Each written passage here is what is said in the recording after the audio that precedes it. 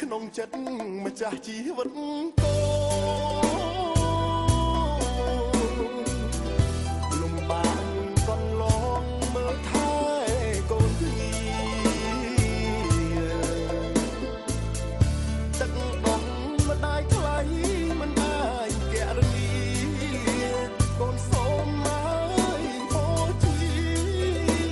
ជីវិតគូម៉ែ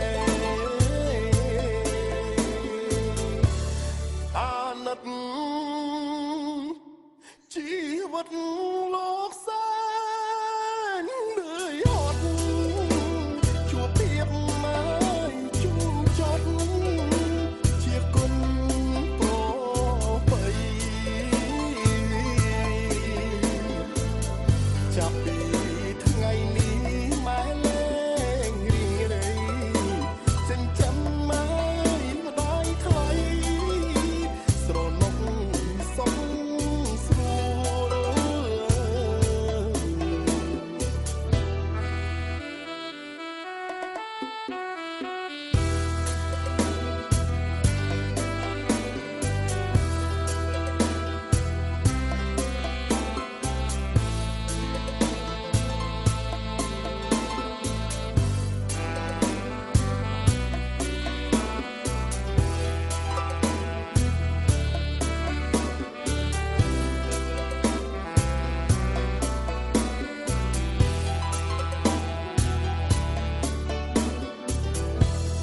ម្ដាយក្នុងចិត្ត